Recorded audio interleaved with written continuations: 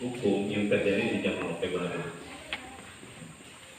Kalau kita melihat, teman-teman coba kita flashback sejarah lagi beberapa lembaga di pasca Orde Baru yang reformasi. Misalkan ada KPK, ada Mahkamah Konstitusi, itu kan termasuk juga Komisi Judisial, itu adalah lembaga-lembaga yang lahir setelah Orde Baru itu terbentuk, lalu kemudian amandemen, dan amandemen keempat itu munculnya Komisi Judisial di dalam pasal 24 sebagai intan sebagaimana yang tadi dijelaskan oleh Pak Wahid. Nah, di pasal 24 itu ada pasal 1 bicara tentang Mahkamah Agung, pasal kedua itu bicara tentang Komisi Judisial, dan pasal 24C itu bicara tentang Mahkamah Konstitusi. Nah, kita dikali itu di pasal 24C. Kira-kira begitu.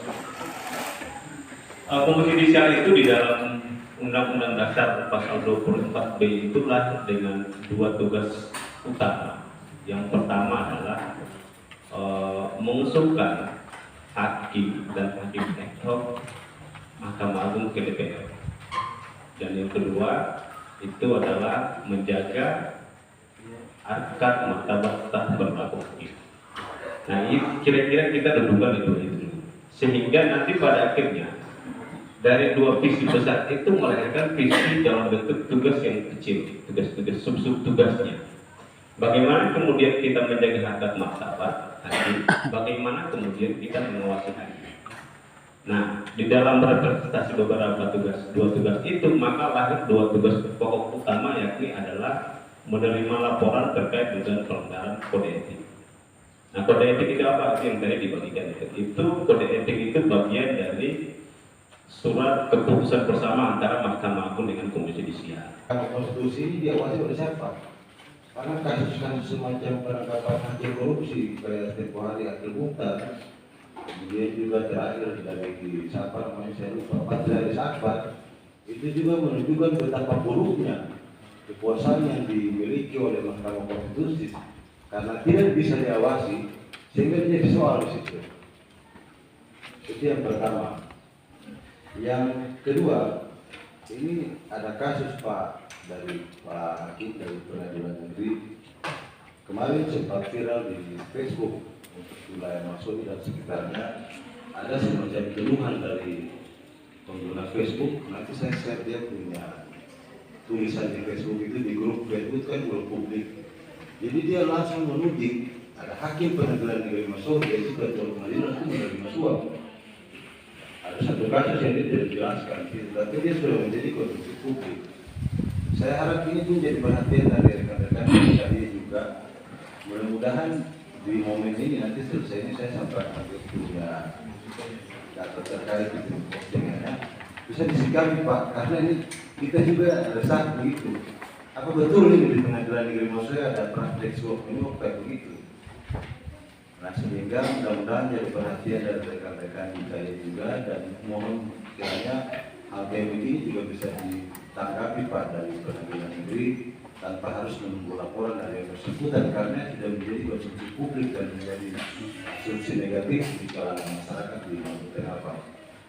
Saya kira dua poin itu yang pertama yang bisa saya sampaikan. Mohon tanggapan dari para pemateri sekalian. Terima kasih. Ya, yang lain boleh. Selamat Mario, mahasiswa seperti ilmu hukum semester 1 semester 1.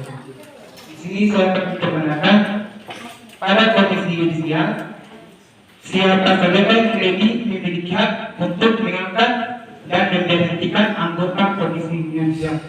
Itu saja yang bisa saya benarkan. Wassalamualaikum warahmatullahi wabarakatuh.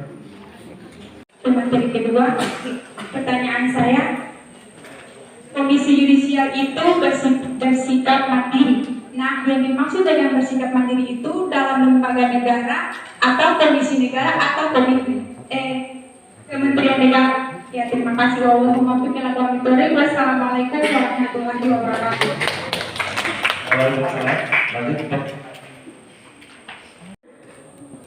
Mengapa kesadaran hukum sangat diperlukan dalam suatu masyarakat, dan faktor apa yang mempengaruhi kesadaran hukum masyarakat tersebut? Terima kasih. Iya, terima kasih Denti. Yang terakhir di belakang kacamata, nah, yang tiga udah beberapa faktor, yaitu Jadi dari si korban, terus pelaku, bukti-bukti sekaligus dengan saksi supaya membenarkan sebuah permasalahan. Jadi yang ingin saya tanyakan di sini, ketika seseorang di tengah-tengah masyarakat memiliki sebuah masalah dan ketika ditinjau maka dia benar-benar benar, tetapi ketika dia tidak memiliki sebuah kebenaran atau bukti-bukti, kira-kira tindakan apa yang ingin diselesaikan? Baik, terima kasih. Mungkin itu saja yang saya sampaikan. Oke. Yang dua terakhir mungkin biar kita berkuat dulu, biar lebih enak. Bikin. Salam. Ini kan kondisi judicial itu kan bukan berlaku kekuasaan hakiman, namun buktinya berkaitan dengan kekuasaan hakiman. Pertanyaan saya, mengapa kondisi judicial itu bukan berlaku kekuasaan hakiman? Itu dari pertanyaan saya. Terima kasih. Oke, cukup ya. Tema yang hari ini kita usung bersama, kemudian yang ditampilkan hari ini adalah membentuk kesadaran hukum masyarakat. Mestinya itu diboboti dengan materi-materi yang bisa mengedukasi kita sebagai mahasiswa hukum sehingga bisa diimplementasikan di kehidupan sosial masyarakat.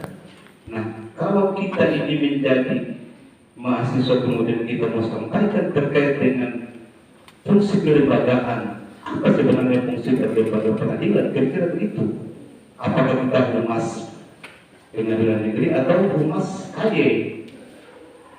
Saya pikir ini autokritik ya, bukan semacam pernyataan justifikasi kepada kedua narasumber, tapi ini semacam autokritik saja sehingga dalam sisi tanya jawab semester 1 di ilmu konsep informasi yang kita mau tanyakan adalah peranan komisi yudisial selain melakukan seleksi hakim terus mengusulkan hakim, apa saja peranan komisi yudisial selain itu?